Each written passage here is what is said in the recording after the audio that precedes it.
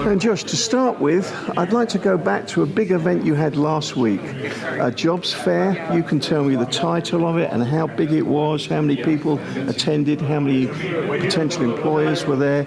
It seemed like one of the biggest we've had in the Valley. Absolutely. The Jumpstart Career Expo took place last week. It was a partnership between the City of McAllen, McAllen EDC, our chamber, and then also we worked with Hidalgo County and South Texas Health Systems. We partnered with Workforce Solutions to host this job fair. It was actually the largest one in South Texas. We had over 200 employers that were present at the job fair. We had over 12,000 job openings that were available across different industries, and we had a really good turnout. We had 2,000 plus individuals that attended the job fair to try to connect with employers and really capitalize on those job openings. It must have taken a lot of work to put it all together, to pull everyone together. Absolutely. Just working with, again, our partners and our sponsors to make sure that we're addressing the needs of industry, making sure that we're creating that talent pipeline to meet industry needs is our number one focus, both at the City of McAllen and at the McAllen Economic Development Corporation.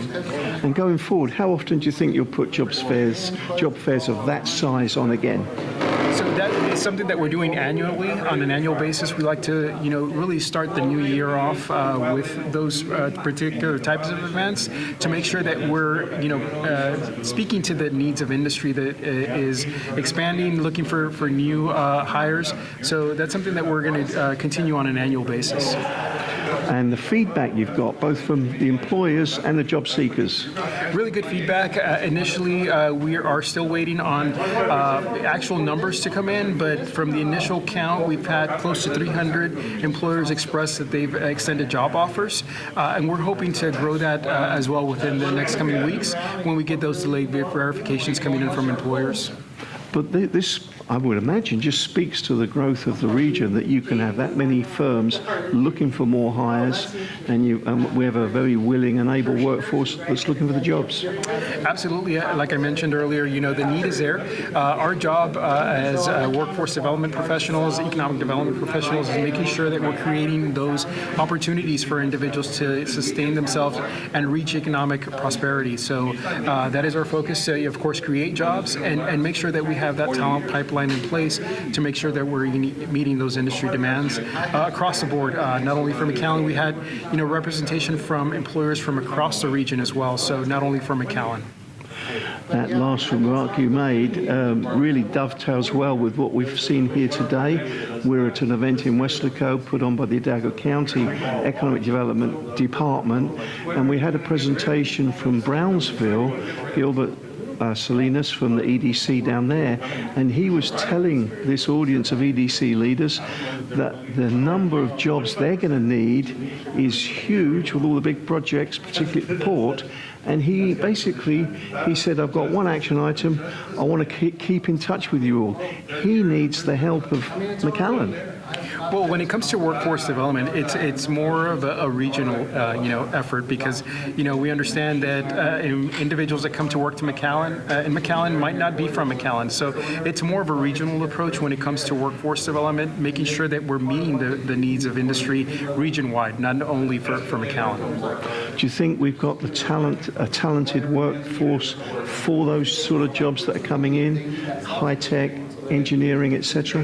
Absolutely. When it comes to working, to address those needs, we start, at the K through 12 level to make sure that we're identifying those in-demand occupations that are needed for individuals to go into. So working diligently to address those proactively with our colleges, our universities, to make sure that we have those programs in place to meet the need. I mean, we have a ready and willing workforce here, a very talented workforce in McAllen, in the region, to make sure that that we're meeting those industry needs and staying abreast of that as well. And as a workforce development specialist yourself, it must have been heartwarming to hear Gilberto's remarks when he said that our welders, the workers in this community that have taken up welding as a profession, were so good, they were thought of so highly at the port, that speaks well for our population. Sure. I mean, we've got very talented individuals here. We've got, we're very unique in that our culture is very, hardworking. That hard work ethic here for our local community goes to speak volumes. And I know that's not the first employer that's expressed that. A lot of employers that we work with have, mentioned that component for our workforce, our youthful workforce, between the ages of 18 to 24, that prime working age is something that we try to capitalize on as well, that can easily be molded to the needs of industry and, can meet those needs. I think I know the answer to this, but please answer it if you will. How well you work with your local technical colleges and school districts to produce that pipeline? A very great relationship, both, again, with our community colleges, our technical schools, and then also the university. It's, the kind of jobs that we're seeing right now is not limited to a 4-year degree. So those certificates, that training needs to be put in place to make sure that we're aligning ourselves with the needs of industry. Those were all the questions I had on the workforce front. Have I missed anything else in terms of workforce? Anything else you'd like to add?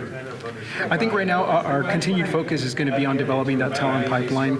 Again, working with our K through 12, making sure that we're, making those careers available and visible to students. A lot of students are not aware that they can earn, close to 6 figures with a certificate or a technical training. So making sure that we're making that career awareness available to students, but then also aligning ourselves with our community colleges to make sure that we're also creating those flexible career pathways. Right now, individuals are looking to go into the workforce, but then also looking to continue that career in later parts. So those flexible career paths where they're able to jump on, start earning, and then also go back and get that additional training to get that next step in life as well. And then moving on, McAllen EDC has 2 very big events coming up, one this week and one a week or so from now. Right, we've got our trade talks scheduled for this Thursday. Again, the focus on that is to speak on the climate of current trade for McAllen and for the region. So we've got a really good lineup for that. Also, keeping on the momentum that we had last year from our economic summit, we are having that next week, March 6th at the McAllen Convention Center. Our focus is going to continue to be on AI and the effects on different industry, on the workforce that it's going to have. So we're really excited for that event. We invite anyone that's wanting to participate in that to reach out to us and let us know. More than happy to have everyone present. And that second event, the McAllen event, the Economic Summit, who's your keynote speakers?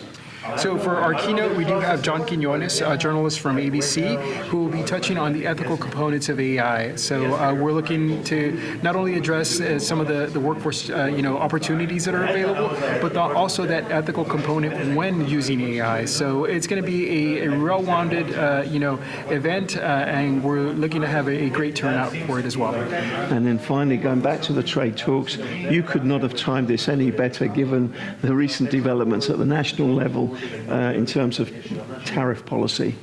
Absolutely. Again, we're keeping a close, tabs on that particular component. So we're working to, get industry experts to come down and speak on the different implications that those may have. So again, we're making this available to all our partners and our community stakeholders to come in and actually hear from those experts. Josh, it's always a pleasure to meet up with you and learn the latest from MEDC. Anything else you would like to add? I think just basically that we're working very closely again with our stakeholders to make sure that we're promoting that economic stability for the region. That's our number one focus, to make sure that we are creating those job opportunities and then working with, of course, our educational institutions to make sure that we have that in place. Our ultimate goal is to create that economic stability for McAllen and for the region. Thank you so much for today's interview. Thank you.